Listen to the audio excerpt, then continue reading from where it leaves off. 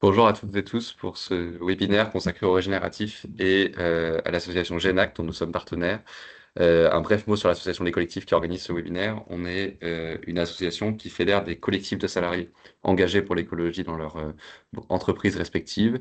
On est un réseau de 130 collectifs dans 130 organisations. Et en tant que réseau, on a vocation à aider ces collectifs sur leurs actions, les actions qu'ils ont envie de mener, sur comment mener ces actions, donc plutôt les enjeux humains. Et on a vocation à être un réseau, donc à mettre en lien ces collectifs entre eux. Donc, ce qu'on fait régulièrement, c'est qu'on organise des webinaires pour partager des compétences et de la connaissance aux collectifs de notre réseau, aux salariés engagés qui nous contactent, aux directions RSE qui font partie de notre communauté aussi. Et donc, on a vu avec le temps monter le sujet du régénératif, au sens où c'est à la fois une question de définition qui nous revient beaucoup et une question d'application dans vos entreprises. Et donc, on a souhaité convier à ce webinaire à la fois l'association GENAC, représentée ici par Joachim, qui va nous expliquer un peu plus tard ce que c'est GENACT et à quoi ça sert. Et Christophe, spécialisé dans le régénératif. Je ne vais pas faire tout ton CV, mais pour te dire que tu es déjà un partenaire GENACT et que tu as accepté de participer à ce webinaire pour nous expliquer un peu plus ce qu'est le régénératif. Et donc, je vais enchaîner avec une première question pour toi, qui est, c'est quoi le régénératif? C'est le titre du webinaire, mais je la pose directement. C'est effectivement le bon point de départ. Alors, si je dis très simplement ce qu'est le régénératif, une visée régénérative, ça vise à conduire des activités économiques en générant des impacts positifs sur les écosystèmes. On parlera alors de régénération écologique, générer des impacts positifs sur la société, on parlera de régénération sociale, générer des impacts positifs sur les humains, on parlera de régénération humaine. Donc très concrètement, il s'agirait au travers d'une activité économique de séquestrer plus de carbone que ce qu'on en émet, de renforcer les services écosystémiques, c'est-à-dire les services rendus par les écosystèmes et d'améliorer la biodiversité, de renvoyer dans les milieux des eaux de meilleure qualité, de revitaliser les sols, d'améliorer la cohésion sociale, la fertilité relationnelle, euh, renforcer la santé physique, émotionnelle, sociale. Enfin, je crois que vous avez compris la logique. Donc ça, c'est dit très simplement. Pratico-pratiquement, le régénératif, il vise à engager à l'échelle d'une organisation deux mouvements stratégiques. Un premier mouvement de réduction d'impact négatif au seuil incompressible, et cette notion de seuil incompressible est très importante. Elle vise à aller au seuil prescrit par les sciences, la science du climat, la science de la terre, la science du vivant. Donc, réduire les pressions négatives que nous exerçons sur les écosystèmes et sur les communautés humaines en bonne vitesse et en bonne intensité. Mais elle vise également, deuxième mouvement stratégique, à générer des impacts positifs avec la singularité, avec la spécificité que ces impacts positifs vont être générés en prenant appui sur la puissance du vivant. Alors, c'est quoi la puissance du vivant? Pensez à un écosystème forestier. Un écosystème forestier, il va générer des bénéfices tout azimut. Si il est en bonne santé, et ça c'est important, si il est en bonne santé, il va séquestrer, stocker du carbone, il va offrir refuge et habitat de la biodiversité, il va participer au petit ou grand cycle de l'eau, il va filtrer des polluants, il va émettre de l'oxygène, il va offrir les bénéfices sociaux et humains que nous ressentons, que peut-être vous ressentez lorsque vous vous baladez en forêt, etc., etc., etc. Donc s'appuyer sur la puissance du vivant, c'est se reconnecter aux écosystèmes, se reconnecter aux systèmes vivants de manière à s'appuyer sur leur capacité intrinsèque à générer des nombreux bénéfices. Et puis, je suis vraiment très précis, et puis j'en resterai là. La régénération, elle vise à créer les conditions permettant à un écosystème, régène écologique, à un collectif ou à un individu d'exprimer un potentiel. Et aussi, vous prenez deux modèles, un modèle agricole, agrochimique intensif versus un modèle agroécologique.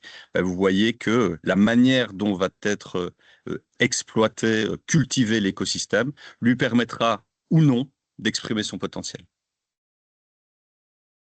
Merci beaucoup, Christophe. J'en profite pour te poser en 2 secondes. C'est quoi, ça veut dire quoi faire activité relationnelle? Je pense que c'est le bon moment de poser cette question du chat.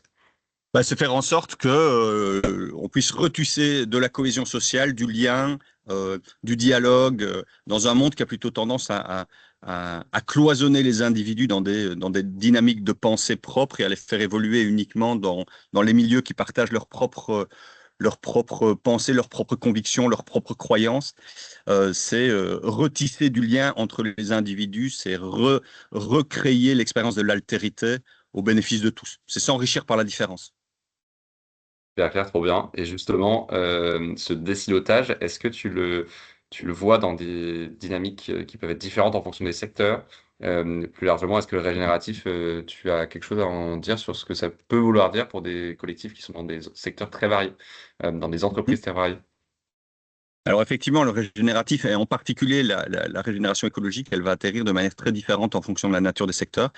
La régénération sociale et la régénération humaine, faire en sorte de créer les conditions permettant à l'humain, permettant à des collectifs d'exprimer leur potentiel.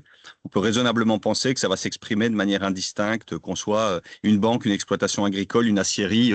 Ça va dépendre de la culture d'entreprise, de son modèle organisationnel, de ses processus internes, du partage de valeurs qui va être mis en œuvre, de ses processus de gouvernance, etc., etc., etc. Donc ça, on va dire que ça traverse l'intégralité des secteurs de manière relativement homogène. Quand on parle de régénération écologique, c'est un petit peu plus délicat. D'abord, on va plutôt parler d'entreprises contribuant à la régénération écologique que d'entreprises réellement régénératives sur un plan écologique. Et là, il va falloir à minima distinguer deux grands types d'entreprises. Il y a les entreprises qui sont en prise directe avec les secteurs, avec le vivant, pardon. Exemple, une exploitation agricole, un gestionnaire forestier, l'écosystème naturel et l'outil de travail. Et puis, il y a toutes les autres, toutes celles qui en sont plus distantes. Dans le premier cas, tous ces secteurs d'activité en prise directe avec le vivant, eh bien, c'est d'abord le système de production qui va devoir être réinterrogé. Quand j'ai évoqué l'agriculture, est-ce que je travaille un écosystème agricole en agriculture intensive chimique ou est-ce que je vais le travailler en agroécologie, c'est-à-dire en me réappuyant sur les services écosystémiques rendus par la parcelle et en travaillant prioritairement la vitalité des sols? On voit bien que le système de production ne génère pas du tout les mêmes conditions permettant à cet écosystème d'exprimer ou non ses fonctions écologiques. Donc ça, c'est pour le volet secteur en prise directe avec le vivant. Et pour ceux qui sont en prise indirecte, je pense à l'industrie, je pense au secteur de services, je pense à tous ces métiers pour lesquels les écosystèmes ne sont pas l'outil de travail. Là, il va y avoir ce qu'on appelle des portes de reconnexion, des portes de reconnexion directes ou indirectes, le plus souvent indirectes, avec les écosystèmes. Exemple, le foncier. Euh, le foncier est un élément d'un écosystème urbain. Vous pouvez décider d'agir sur votre foncier pour réamener, réenrichir l'écosystème urbain et lui permettre de renforcer ses services écosystémiques. Autre exemple, le sourcing. Vous pouvez décider de travailler avec des matières biosourcées, elles-mêmes inscrites dans une logique de production à visée régénérative. Vous pouvez vous appuyer sur des processus biologiques plutôt que sur des processus physiques et ou chimiques. On peut penser à la phytoépuration de l'eau. Puis il y a toute la capacité d'influence des parties prenantes. J'étais hier au téléphone avec le dirigeant d'une grande banque française qui me disait, oui, ben, le régénératif, je vois bien ce que ça veut dire pour un agriculteur, mais je vois pas trop ce que ça veut dire pour nous. On peut imaginer demain, par exemple, qu'à travers la mise en place de produits financiers type Sustainability Linked Loan, donc des prêts qui vont indexer la marge du prêt au niveau d'atteinte d'un certain nombre de KPIs écologiques, eh bien, permettent d'encourager une capacité d'influence des parties prenantes clientes de la banque vers ce type de pratique. Donc, ça s'exprime de manière assez identique pour la régénération sociale, pour la régénération humaine. Ça s'exprime de manière beaucoup plus singulière en fonction de la nature de l'activité pour la régénération écologique. C'est clair, merci beaucoup. Ma question suivante, elle porte justement sur la manière de penser les succès et les échecs que peuvent induire ce passage au régénératif. Je peux la poser autrement. Ce serait comment on peut comment on peut rater, pardon, une transition vers du régénératif. Est-ce que tu as quelques exemples à nous partager? Alors, comment rater une transition vers le regen? Je pense que le regen, d'abord et avant tout, c'est une nouvelle manière d'être et de penser le monde. C'est une remise en question de sa vision du monde via l'adoption de ce qu'on appelle une vision écologique du monde. La vision écologique du monde, c'est quoi? C'est qu'il ne peut pas y avoir d'économie saine dans un corps social dégradé, de la même manière qu'il ne peut pas y avoir de corps social dégradé de corps social sain, pardon, et donc d'économie saine dans des écosystèmes en effondrement. Donc ça veut dire qu'on va repenser l'encastrement des enjeux d'une manière renouvelée via, si certains d'entre vous sont familiers avec cette notion, via des approches de soutenabilité forte où l'économique se réinscrit dans le social, lui-même réinscrit dans l'écologique. Et donc, ça veut dire que ça a des portées opérationnelles extrêmement importantes. Donc, si on pense le regen comme un outil de plus avec la même logique de pensée, bah, ça produira les mêmes effets, à savoir des effets de continuation des dégradations sur les écosystèmes, sur les communautés humaines. Donc ça, c'est un premier élément. Deuxième élément, bon, il y en a beaucoup, hein, ta question, elle est vaste, mais un deuxième élément sur lequel je pourrais peut-être insister, c'est ne pas appréhender, ne pas maîtriser, ne pas comprendre ces interdépendances. Le mot d'interdépendance est très important dans la pensée régénérative, c'est-à-dire quels sont les écosystèmes desquels je dépends, sur lesquels j'agis, quelles sont les communautés humaines desquelles je dépends, sur lesquelles j'agis, et comment fonctionnent ces dynamiques d'interdépendance sur des temps relativement longs. Ça veut dire quoi? Ça veut dire questionner et mettre en perspective sa propre santé à l'aune de la santé des écosystèmes et des communautés humaines desquelles je dépends, sur lesquelles j'agis. Ça peut paraître très bateau quand je le dis, très intuitif. Croyez-moi, dans les directions générales, dans les comités exécutifs et dans les conseils d'administration, ces sujets d'interdépendance sont relativement mal appréhendés aujourd'hui, malgré toute l'évolution normative qui tend à, à, à considérer ces dépendances ou interdépendances. Après, on pourrait dire aussi penser à un rapport au vivant de manière exclusivement utilitariste. De ce fait, euh, vouloir manipuler ce concept de régénératif, qui était un concept émergent, hein, en le comprenant mal, avec des absences de formation, ou avec, et ça c'est très fréquent, avec des potentiels irréalistes par rapport au potentiel réel du regen. Là, maintenant, on voit apparaître, enfin, le regen euh, va sauver le monde, va tout changer, et parfois, on lui prête des potentiels totalement inaccessibles. À mon avis, voilà quelques ingrédients clés. Maintenant, on pourrait dire encore plein d'autres choses. Mais voilà déjà quelques graines, hein, par rapport à ta question. Super clair, merci. Et une sous-question à ça, quand tu parles de potentiel irréaliste, tu parles du coup d'un potentiel à l'échelle d'un système qu'on aurait mal calibré, mal pensé, enfin mal évalué? Je pense surtout à l'incapacité à penser la hauteur de la marche. Si on veut être réellement régénératif, bon, c'est pas par là qu'il faut commencer, hein, soyons clairs, c'est pas par là qu'il faut commencer. Mais si on veut réellement être à la hauteur du paradigme régénératif, il va falloir utiliser des gros mots du type renonciation, limite, évolution de modèle économique, euh, évaluation d'activités éco-incompatibles ou socio-incompatibles avec mise en place de protocoles de fermeture.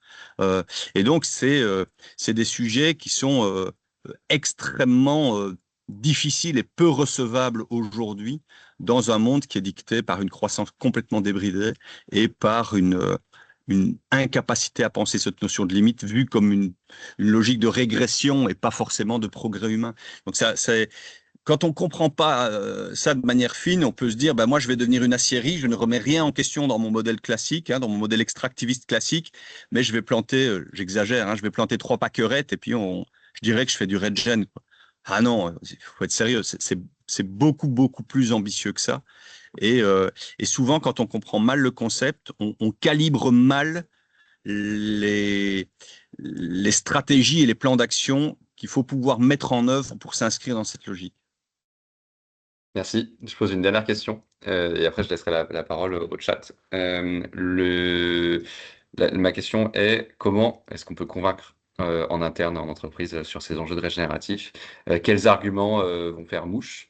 Comment ça peut être reçu intuitivement en entreprise de ton expérience? Voilà, je me mets à la place de salariés ou de direction qui ont envie de parler de ça en interne. Comment ils peuvent faire?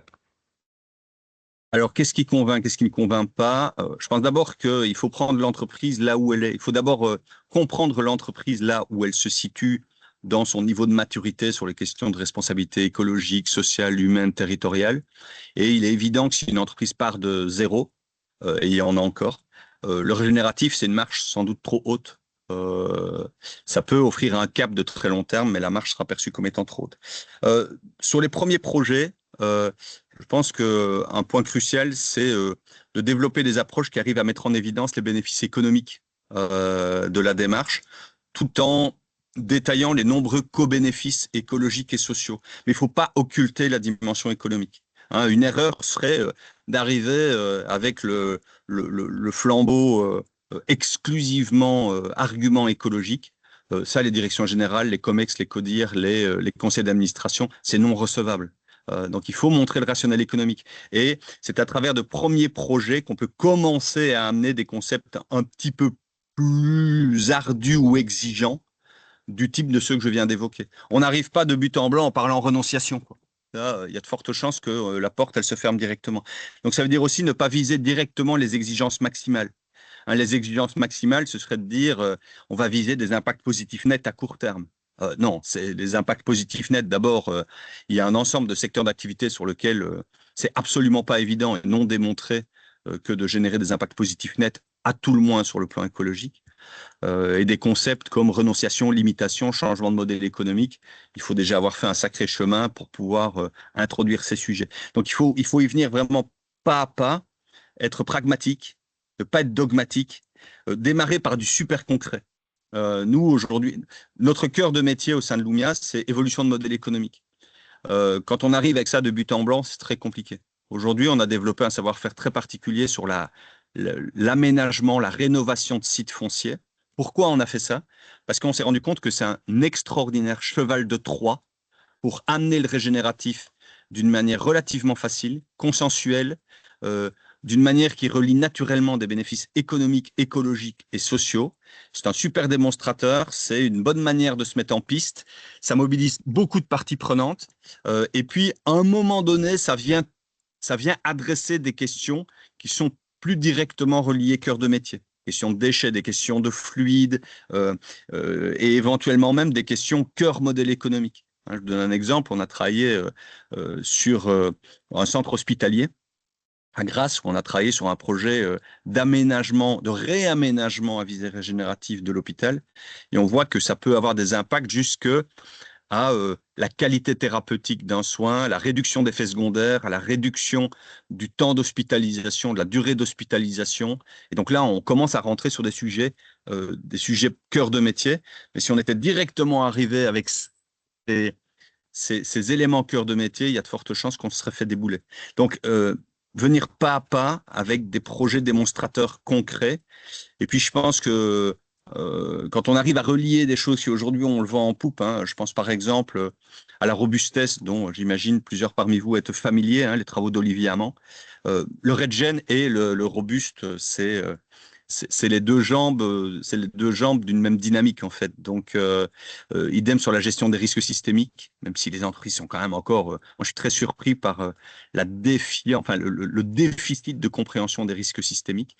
Mais voilà des choses qui peuvent amener à une mise en mouvement de manière peut-être plus recevable et convaincre davantage que d'y aller franco sur l'ambition la plus haute, quoi. Passionnant, merci. Je vais ouvrir la parole aux participants sur vos questions. Vous pouvez lever la main et poser votre question ou la poser dans le chat, comme vous le souhaitez. Et je vais me taire pour les 15 prochaines secondes, histoire de vous laisser un peu de temps.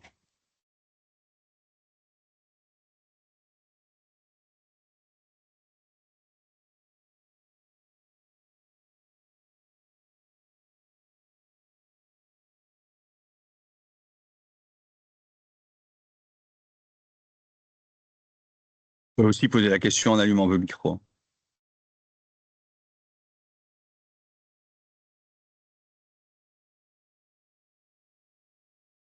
Bon, Sinon, moi j'en ai une. j'espère que c'est l'expression d'une clarté et pas de mais qu'est-ce qu'il nous raconte? Moi, j'aimerais bien que tu précises ce que tu évoquais tout à l'heure quand tu évoquais que la robustesse et le régénératif, c'était la façon de marcher sur deux jambes. Qu'est-ce que tu entends par là? La robustesse, au sens d'Olivier Amand, et on se connaît très très bien avec Olivier, la robustesse, c'est la capacité à maintenir ouverte un ensemble de fenêtres d'opportunité. C'est-à-dire de se dire, aujourd'hui, je vais essayer d'être plus concret, parce que ça, je suis pas sûr que c'est très concret. Euh, Aujourd'hui, avec les risques systémiques et avec la dégradation croissante des écosystèmes naturels, euh, la fenêtre d'opportunité est en train de se refermer. C'est-à-dire que on risque, un, de franchir des effets de seuil et des points de bascule, c'est-à-dire des changements d'état de système qui auront beaucoup de difficultés à revenir à des états antérieurs. Donc là, quand on passe un tipping point, et vous avez peut-être entendu hier une étude qui tend à suggérer que on est en train de passer un tipping point sur les barrières de corail, ce qui va impacter quand même directement, de manière directe, 500 millions de personnes sur Terre. Donc là, on a un rétrécissement de fenêtre d'opportunité. Si demain l'ensemble des barrières de corail meurent, eh bien, nous avons une perte de l'ensemble des fonctions écologiques rendues par ces barrières de corail et donc un rétrécissement de l'opportunité de s'appuyer sur ces fonctions écologiques pour répondre à un ensemble de besoins du vivant. La robustesse, c'est comment est-ce que je renoue des alliances nouvelles avec les systèmes vivants, comment je repense les systèmes vivants et la manière d'interagir avec les systèmes vivants pour ouvrir au maximum les fenêtres d'opportunité et les maintenir le plus largement ouvertes possible. Et c'est le premier effet induit par le régénératif. On s'appuie beaucoup sur la puissance des systèmes vivants dans les dynamiques de robustesse, dans les dynamiques de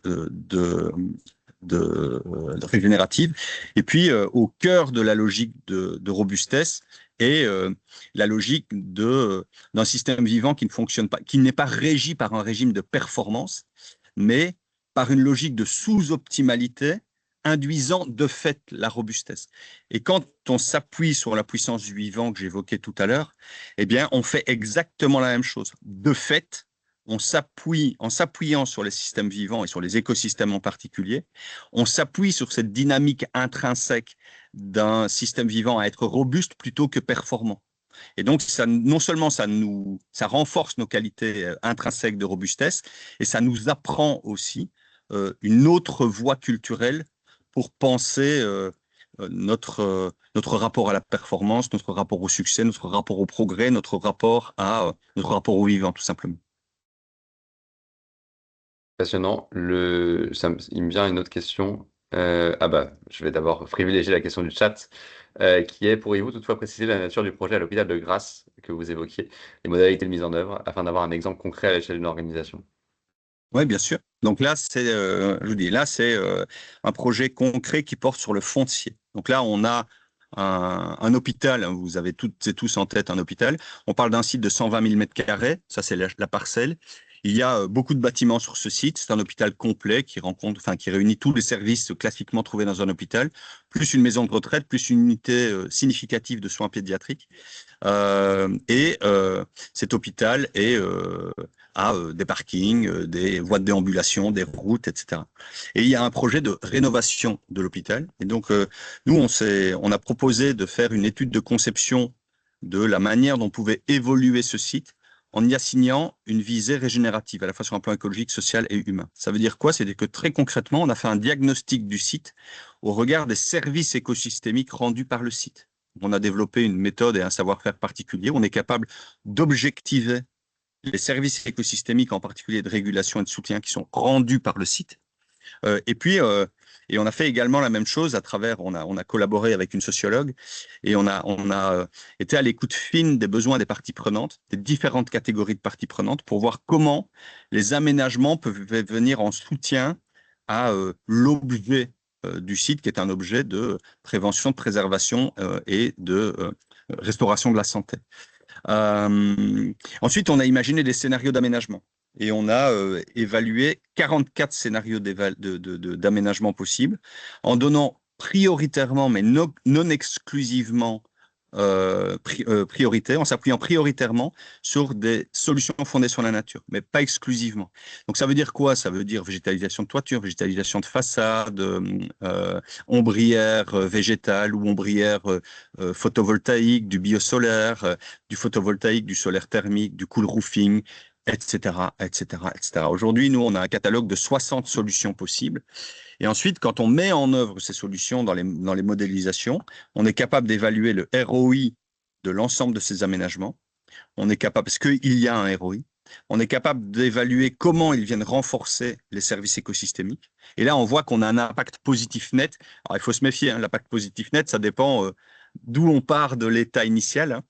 L'état initial, c'est l'état actuel de la parcelle. Si on revient évidemment sur l'écosystème antérieur à toute urbanisation, on ne sera jamais sur de l'impact net, mais on est capable de mesurer, d'objectiver le fait que nous renforçons les services écosystémiques et on les mesure. Et on est capable également d'objectiver ou de documenter un ensemble de co-bénéfices sociaux. Et donc, en point de sortie, on réaménage un site en renaturant, en revégétalisant, en désartificialisant, en intégrant de la technologie par exemple, fondée sur les énergies renouvelables, etc., qui à la fois produit du ROI, c'est ce que j'évoquais tout à l'heure, qui à la fois produit de très nombreux co-bénéfices écologiques que nous sommes capables d'objectiver et de très nombreux co-bénéfices sociaux. Et c'est là qu'on voit à un moment donné que se tricotent des interrelations positives entre les dimensions économiques, écologiques, sociales et humaines. Et donc ça, c'est des super projets démonstrateurs, en fait. Ça me rappelle une expérience antérieure que j'ai eue à des collectifs qui était sur la mesure d'impact social, le social return on investment. Est-ce que c'est quelque chose qui ressemble un peu à ce que tu évoques, au sens où c'est de la quantification de l'apport à la société par rapport aux investissements qu'on peut, à la société au sens des humains, par rapport à l'investissement qu'on peut y mettre financièrement, cette Oui, espèce de rendement en on est, fait, mais de services qui ne sont pas économiques. c'est exactement ça. À la fois, on est capable de calculer un ROI économique sur l'ensemble des besoins de financement, mais à la fois, on va être capable, alors on ne l'appelle pas comme ça, mais on pourrait le qualifier de ecological return on investment, social return on investment. Nous, on va plutôt parler de renforcement des services écosystémiques, en particulier de soutien et de régulation, et de documentation des bénéfices sociaux et humains qui sont singuliers à chaque activité, en fait. Ce qu'on fera dans une industrie ne sera pas la même chose que ce qu'on fera dans une station d'épuration, ne sera pas la même chose que ce qu'on fera dans une école ou dans un hôpital. Les objectifs cibles ne seront pas les mêmes, mais il y en aura Et à chaque fois. Et quand je disais tout à l'heure s'appuyer sur la puissance du vivant, je pense que c'est un exemple, enfin, j'espère que c'est parlant pour vous.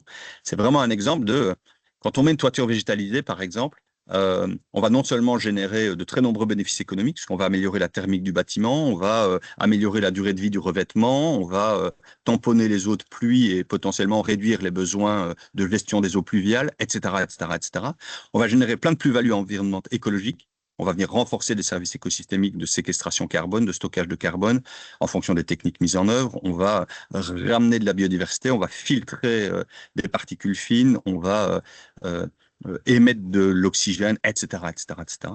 Et puis, ça va générer un ensemble de bénéfices sociaux s'il y a des espaces récréatifs, des espaces de pause. On sait que l'exposition à la nature a des bénéfices cognitifs, physiologiques, affectifs, comportementaux avérés. Donc, s'appuyer sur la puissance du vivant, c'est tout ça, en fait. très clair. Et une question de clarification sur les scénarios d'aménagement. Tu nous parlais d'une quarantaine de scénarios d'aménagement dans le cadre de ton exemple. On parle bien de scénarios d'aménagement qui sont cumulatifs, enfin, c'est pas des scénarios exclusifs les uns des autres. Non, non, ils Euh, sont cumulatifs. Ils ouais, sont cumulatifs. Mais bon, là, le terrain de jeu est grand, hein. On parle d'un site ouais, de 120 000 mètres carrés, donc on avait vraiment de quoi faire.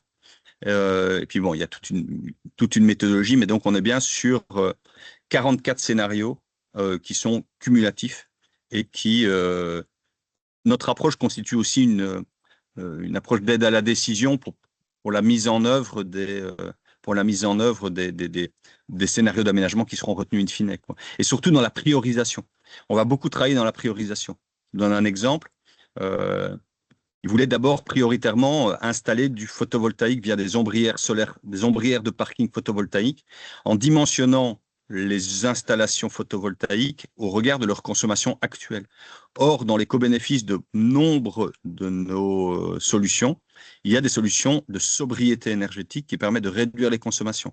Donc, si vous commencez par le photovoltaïque, vous dimensionnez vos installations sur une consommation donnée, et puis, si ensuite vous mettez en place d'autres types de solutions, vous réduisez la consommation et votre centrale photovoltaïque est surdimensionnée. Vous avez mis trop de capex par rapport aux besoins. Et donc, il y a aussi un rééchelonnage des priorités entre les mesures d'aménagement à concevoir sur le site. Et puis, très important, on va être très vigilant à la chaîne conception, exécution, maintenance. On se rend compte que très souvent, ce qui a été conçu est soit mal exécuté, ça c'est assez rare parce que c'est quand même à travers les réceptions définitives, c'est quand même bien cadré, mais presque toujours c'est mal maintenu, c'est mal entretenu, et donc tous les bénéfices qu'on avait imaginés à la conception se détricotent à la maintenance en fait. Et donc on va aussi créer des continuités sur sur la chaîne conception, exécution, maintenance. Et là, ça vient convoquer plein d'autres métiers. Ça vient convoquer des métiers assurantiels, ça vient convoquer des métiers bancaires, ça vient convoquer des métiers BTP, des métiers bureaux d'études, des métiers gestion d'espaces verts. Et donc, vous voyez qu'un projet comme celui-là, il fait bouger un gros écosystème d'acteurs, quoi. Donc c'est assez sympa. Merci. Dernier appel pour une éventuelle dernière question. Après, je passerai la main à Joachim. J'en pose une rapidement et après, je prendrai celle de Martha dans le chat. Euh, Renoncer, c'est quelque chose de pas évident pour une entreprise. Et c'est en particulier pas évident quand on est salarié engagé en interne et qu'on veut pousser à ce que une partie de notre entreprise soit réorientée vers une autre activité, parce qu'on considère que c'est pas une activité pérenne, si on veut le formuler comme ça. Est-ce que tu penses que le, comment dire, le cheminement régénératif que tu évoquais avec un diagnostic des services écosystémiques rendus, des besoins sociaux, etc., et ensuite des scénarios d'aménagement, est une bonne manière pour convaincre de renoncer, étant donné qu'on objective ce qu'on peut faire et ce qu'on ne peut pas faire? C'est un premier pas effectivement qui permet déjà d'appréhender un ensemble de concepts nouveaux, de développer une pensée systémique. Le Regen s'appuie sur une pensée très systémique, hein. On ne regarde pas que le carbone, vous l'aurez compris. On regarde beaucoup de choses. Et donc, oui, ça me paraît être un préalable pour pouvoir ensuite amener plus loin à de la conscientisation de ces interdépendances. Une fois qu'on a conscientisé ces interdépendances, on peut identifier des activités qu'on peut considérer être éco-incompatibles ou socio-incompatibles dans son schéma d'interdépendance. Et puis, de fil en aiguille, on commence à arriver à se dire, OK, si ça c'est éco-incompatible, comment est-ce que par quoi on peut le remplacer et comment on peut commencer à penser des protocoles de fermeture et de substitution de la prise en charge du besoin sous-jacent. Donc c'est un peu, bon là je le dis très très vite, hein, mais c'est un peu le fil quoi. Et la dernière question, il y en a plusieurs. Les questions arrivent après la fin.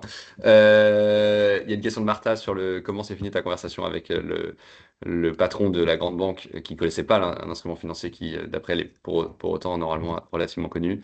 Ah si si, Euh, alors il les connaissait, hein. Il les ah, connaissait, mais il a trouvé assez intéressant la manière de l'articuler à une pensée régénérative. Il ne l'avait pas mis en lien avec le régénératif. Donc ce lien au régénératif n'avait pas été établi. Lui, il l'inscrivait plutôt dans une approche ESG classique. Et après, c'est comme un marteau, hein. Vous pouvez utiliser un marteau pour renforcer un clou, vous pouvez utiliser un marteau pour casser une vitre. Un outil va trouver va s'adapter à la finalité qu'on lui prête. Donc, moi, j'ai plutôt tiré le fil et j'ai fait des liens avec la dynamique régénérative qu'il avait plus de difficultés à faire atterrir dans son propre périmètre bancaire, en fait. merci beaucoup. Il reste deux questions dans le chat. Est-ce que si jamais tu peux y répondre à l'écrit, ce serait chouette. Pour les autres, Christophe doit partir à 15, donc on va devoir enchaîner avec Joachim maintenant. Joachim, je vais te passer la main pour que tu puisses présenter la dynamique Génac. Merci beaucoup, Christophe, Avec grand plaisir, Paul. pour tout ce Merci que à tu as pu toi. Et partager. J'espère que tu as accès au chat pour pouvoir répondre. Joachim, je te passe la main sur Genact. En préambule, les collectifs et partenaires fondateurs Genact depuis bientôt un an. Et on avait à cœur de vous présenter un peu plus ce qu'est cette communauté. Je te passe la main, Joachim. Eh ben, bonjour à toutes et à tous. Merci Paul pour cette invitation. Merci à toi Christophe pour ces explications très claires qui permettent de bien comprendre les fondamentaux du régénératif. Du coup, de mon côté, je vais vous parler de Genact. Genact, dont les collectifs et Lumia, d'ailleurs, l'organisation de Christophe, sont partenaires fondateurs. Genact, face à cette économie à visée régénérative qui respecte le vivant, bah, c'est un moyen de voir émerger des projets à visée régénérative. Genact, c'est une association qui vise au passage à l'échelle de cette nouvelle économie qui prend soin du vivant. Alors, je vais vous présenter plus en détail l'association. Je vais m'appuyer sur un document que je vais vous diffuser. Euh, voilà. Est-ce que vous voyez bien mon écran? Très bien. Du coup, Genact, qu'est-ce que c'est? Genact, c'est une association qui vise à fédérer toutes les personnes qui souhaitent agir pour justement transformer les modèles économiques et voir émerger des nouveaux modèles économiques régénératifs ou qui prennent soin du vivant avec une RSE ambitieuse.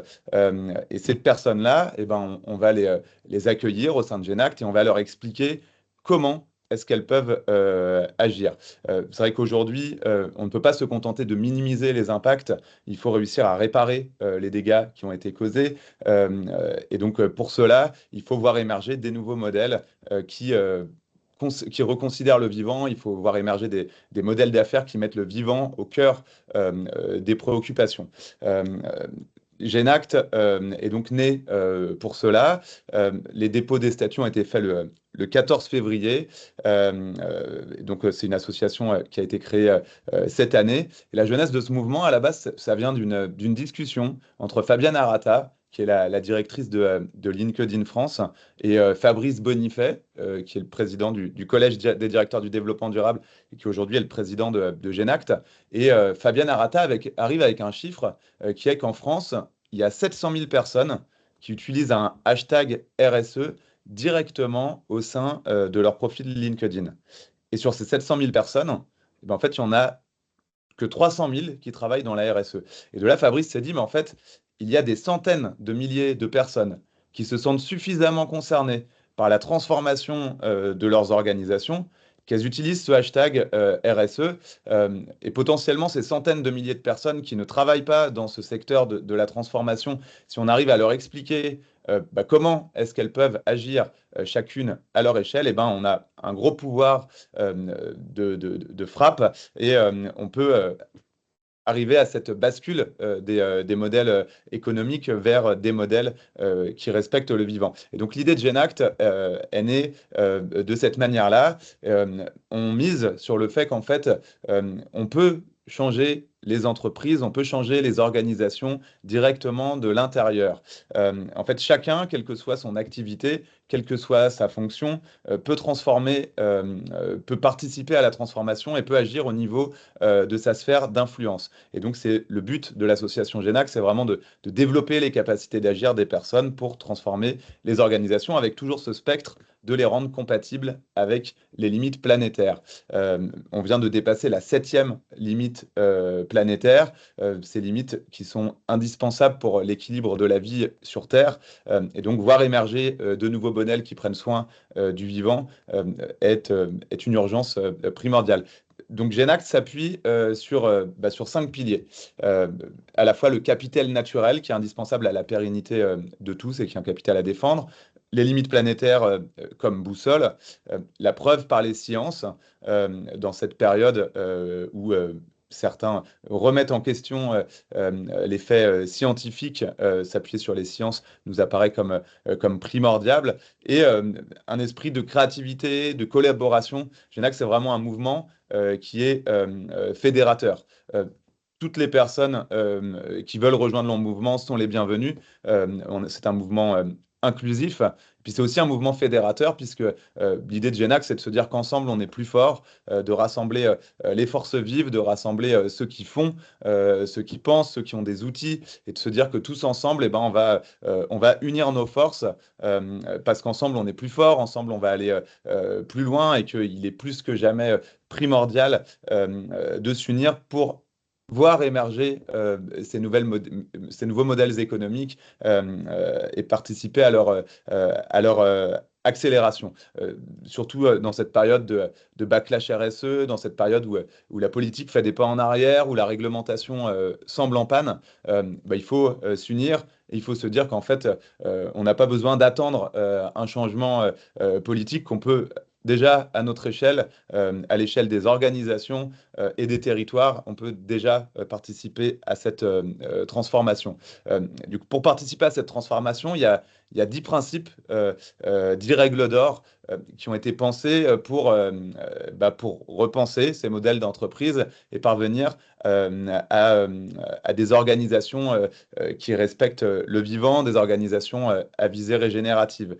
Ces 10 principes, c'est un peu comme une recette à suivre pour petit à petit aller vers le régénératif, passer d'une entreprise qui a un business as usual à une entreprise responsable qui respecte les normes, à une entreprise contributive qui va plus loin que les normes et aller jusqu'au régénératif et donc parvenir à avoir un impact positif net sur le vivant. Ces 10 principes, on est en train d'en faire un outil d'auto-évaluation pour pouvoir savoir où on se trouve par rapport à ces règles d'or pour aller vers ces nouveaux modèles. Et puis on est en train de construire également une bibliothèque de cas pratiques pour qu'on puisse voir découvrir des entreprises d'une activité équivalente, comment est-ce qu'elles ont fait pour aller petit à petit vers ces principes. Et puis ce principe-là qu'on ne maîtrise pas, comment est-ce qu'on pourrait faire.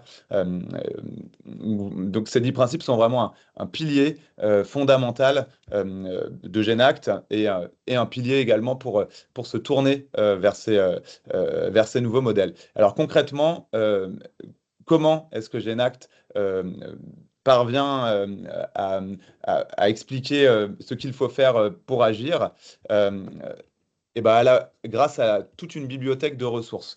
Ces bibliothèques de ressources, elles vont rassembler sous des formats très différents, hein. Ça peut aller de la bande dessinée au MOOC, au livre blanc, à la vidéo, au podcast. On va rassembler une bibliothèque de ressources, tout à valeur ajoutée, qui permettent de monter en compétence à la fois sur l'économie régénérative, sur la transition des métiers, sur la transformation des modèles d'affaires, mais aussi sur l'activation du pouvoir d'agir. Parce que ce n'est pas parce qu'on sait pourquoi et comment est-ce qu'il faut agir qu'on passe forcément à l'action. Donc, on s'intéresse aussi à tout ce qui est sciences cognitives et facteurs humains pour lever des biais et pour permettre de passer à l'action. Aujourd'hui, Genact rassemble plus de 2300 membres qui se sont fédérés avec cette volonté d'agir chacun à leur échelle. On a un réseau de 63 partenaires. Ces partenaires, ce sont eux qui viennent nourrir cette bibliothèque de ressources. Il y a également des groupes de travail qui permettent de travailler en intelligence collective, des antennes territoriales qui se structurent partout sur le territoire. Et puis, il y a aussi la possibilité d'échanger avec les membres, avec les partenaires, ainsi que des événements, des ateliers tout au long de l'année. Donc, Genact, c'est à la fois une plateforme, et puis c'est aussi une communauté active et conscientisée.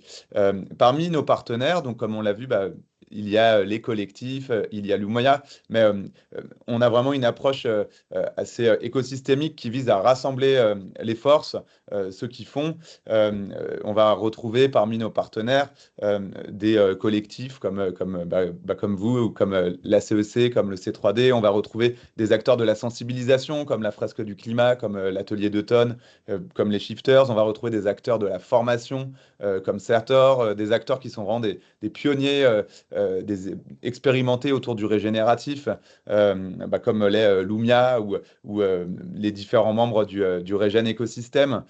On va aussi retrouver des institutions. L'ADEME a rejoint le mouvement et c'est un symbole fort, puisque l'ADEME, qui s'est beaucoup intéressée à la décarbonation, le fait qu'elle rejoigne Genact, c'est aussi un pas vers cette économie à visée régénérative que l'on porte et que l'on défend.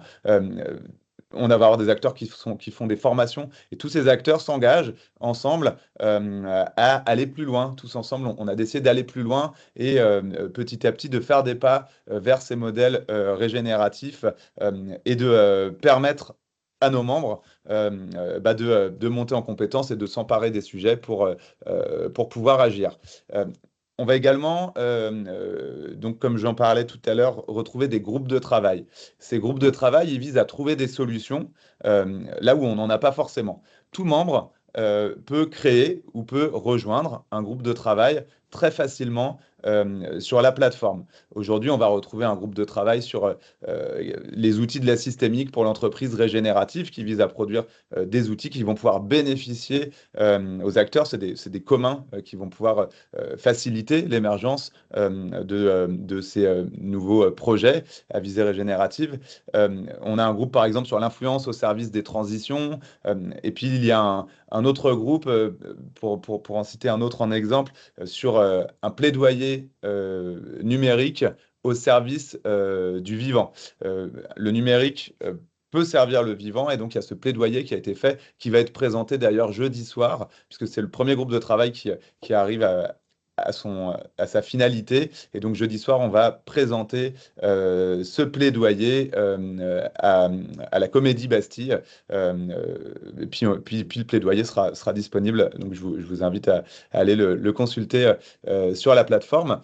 Génac, c'est aussi donc des antennes territoriales. Aujourd'hui, on a des antennes qui se sont développées sur tout le territoire et même à l'international, puisqu'on a une antenne au Canada, on en a une en Côte d'Ivoire. L'idée de ces antennes, c'est de se rassembler entre acteurs et de réfléchir collectivement à comment on peut voir émerger des projets concrets à visée régénérative sur le territoire, ou des unités opérationnelles à visée régénérative dans les entreprises du territoire, et réfléchir collectivement aux actions qu'on peut mener pour arriver à ce résultat.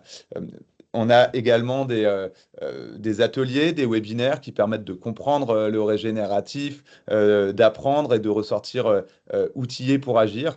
Donc on a vraiment des événements tout au long de l'année, chaque semaine. Des ateliers également qui sont des formats plus ludiques, qui permettent de réfléchir pareil collectivement et de ressortir boosté pour agir. Et puis on a via les espaces partenaires, toutes les ressources qu'on met à disposition. Je vais vous en présenter quelques-unes.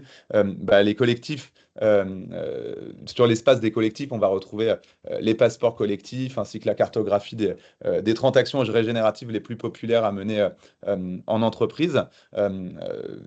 Mais vous avez vraiment des ressources à valeur ajoutée que vous trouvez directement sur la plateforme, mise à disposition par les différents membres. Vous avez par exemple le guide à l'usage des honnêtes gens pour lever les réticences à s'engager dans l'économie régénérative, qui est vraiment un outil très clair de vulgarisation, qui permet vraiment de comprendre et de comprendre aussi les freins qui peuvent y avoir, et de les lever. On a des rapports qui permettent d'appréhender les approches régénératives, des podcasts avec des cas concrets d'entreprises qui sont réalisées par la CEC. Lumia, du coup, a mis à disposition une bande dessinée qui est vraiment très, très clair, et qui permet vraiment de se mettre dans la peau d'un dirigeant en fait qui a envie de transformer son entreprise. C'est la bande dessinée Modèles économiques des demain, qui est vraiment très intéressante. Il y a également plein d'épisodes sur des podcasts, des livres blancs pour des études de cas. On a également le cours de Sator avec Olivier Amand. On parlait tout à l'heure de robustesse. On a tous les épisodes sur le cours Construire sa robustesse, qui est disponible sur la plateforme Genact. On a notre partenaire Nous sommes vivants, qui met également à disposition des informations sur les produits et les services régénératifs, avec des focus sectoriels. Là, on est vraiment dans le concret. On a des études de cas, des business models autour du régénératif. On a vraiment tous les outils et toutes les méthodes pour à la fois comprendre et passer à l'action sur ces modèles. Puis on a pour tout niveau d'expertise, qu'on veuille découvrir ou qu'on soit déjà plus initié, on va retrouver sur Genact, pour tous les niveaux d'expertise, des informations et des ressources concrètes pour monter en compétence sur ces sujets et s'en emparer. Du coup, je vous invite à suivre Genact. Vous avez les actualités via le LinkedIn. Vous pouvez également vous abonner à notre newsletter. Et je vous invite à rejoindre vraiment le mouvement, et de participer à cette dynamique collective. Aujourd'hui, pour rejoindre Genact, il y a 3 manières. On peut rejoindre Genact à titre individuel. On a une adhésion vraiment inclusive, qui est une adhésion de 30 € pour une année entière, qui permet d'accéder à la fois à la bibliothèque de ressources, de créer, de rejoindre des groupes de travail, les antennes territoriales, et de participer et d'assister aux événements. Et sinon, on peut aussi rejoindre Genact en tant qu'entreprise. C'est-à-dire qu'on a aussi une offre qui permet aux entreprises d'intégrer le mouvement, de se dire on va prendre des packs d'adhésion pour différents collaborateurs, pour que les collaborateurs puissent s'emparer de ces sujets, puissent bénéficier du réseau et des ressources, pour qu'on puisse voir émerger au sein de son entreprise une unité opérationnelle à visée régénérative. Aujourd'hui, on a Decathlon, par exemple, qui a décidé de prendre un pack d'adhésion pour 500 de leurs collaborateurs et de les intégrer dans cette dynamique Genact pour tenter une unité opérationnelle et son émergence à visée régénérative. Donc, voilà Genact, ce que c'est. Et si vous avez des questions, je serais ravi de vous y répondre. Allez-y, je fais la même règle. Je laisse 15 minutes, 15, pas 15 minutes, 15 secondes plutôt de blanc. Et sinon, j'ai des questions pour toi. Ok.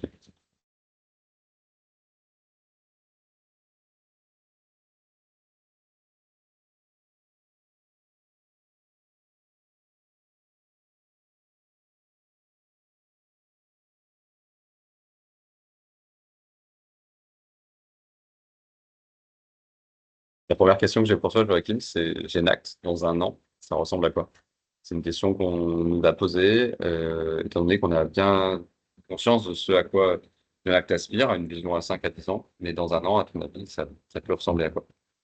Bah, écoute, dans un an, Genact, ça sera déjà des antennes territoriales structurées sur tout le territoire. Aujourd'hui, on en a déjà 17 qui se développent. On en a encore des nouvelles en création. On voit vraiment qu'il y a un maillage qui se fait. Et ces antennes territoriales, d'ici un an, bah, on l'espère, auront des avancées concrètes à mettre en avant. On aura des livrables de groupes de travail qui pourront servir à l'émergence de nouveaux modèles. Et on aura également des nouveaux outils disponibles sur la plateforme, comme cet outil d'auto-évaluation au régénératif, croiser son modèle à un modèle régénératif et voir quel degré d'avancement on peut avoir. Ça, c'est un outil sur lequel on est en train de travailler, qui d'ici un an devrait être efficient. On est également en train de mettre en place un atlas du régénératif. Cet atlas, il va permettre de se balader sur une map et d'aller voir des fiches projets, des cas concrets et de comprendre concrètement comment certains sont parvenus à passer à l'action. Et puis, il y aura aussi des cas concrets issus de la communauté Genact. D'ici un an, on espère avoir 10 000 membres. Aujourd'hui, on a déjà plus de 2300 membres. Voilà, d'ici un an, on espère que Genact, ça sera une communauté de 10 000 membres avec des actions concrètes à valoriser, à mettre en avant et une plateforme encore plus fonctionnelle pour aider les citoyens et les entreprises à aller plus loin vers des modèles qui respectent le vivant.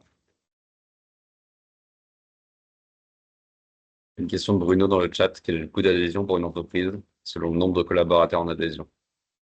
Bah alors pour les adhésions, en fait, on est sur des tarifs qui sont très inclusifs, puisque le prix de l'adhésion, c'est un prix qui est dégressif en fonction du nombre de packs. Donc, si jamais on prend entre 11 à 50 adhésions, on est à un tarif de 22 euros par adhésion. Si on en prend entre 100 et 250, on est à 15 euros par adhésion. Euh, voilà, l'adhésion se fait en fonction du nombre de collaborateurs qu'on décide d'intégrer à la dynamique avec des tarifs dégressifs. Plus on prend plus on prend d'adhésion et puis plus le tarif est intéressant. Mais on est vraiment sur des tarifs par collaborateur qui sont très modestes pour une structure. Voilà, l'idée, c'est vraiment de pouvoir embarquer un maximum de structures, d'organisations et de collaborateurs dans la dynamique pour que notre mission d'accélérer l'émergence de ces nouveaux modèles puisse porter ses fruits. Et s'il n'y a pas d'autres questions, je vais en poser une dernière. Oui, on partagera les slides, Guillaume. On les enverra dans les récaps.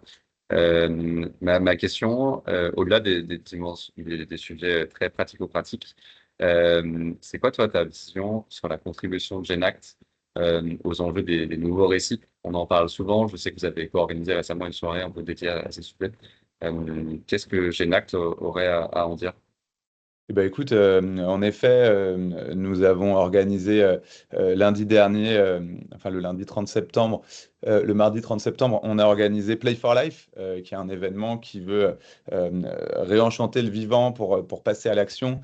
En fait, on cherche à réenchanter le rapport à l'action, sortir du discours de la contrainte pour renouer avec la joie, la coopération, la créativité. Cet événement qu'on a organisé, il rassemblait à la fois des personnalités qui portent ces sujets d'écologie, comme Jean-Marc Jancovici, par exemple, euh, avec des artistes. Et on a vraiment mêlé ce discours scientifique avec des artistes comme Wax, par exemple, qui sont venus jouer pour célébrer le vivant. Et puis on se dit que quand la science ne semble pas suffire pour passer à l'action, ben, on peut peut-être compter sur l'émotion. Et on cherche à sortir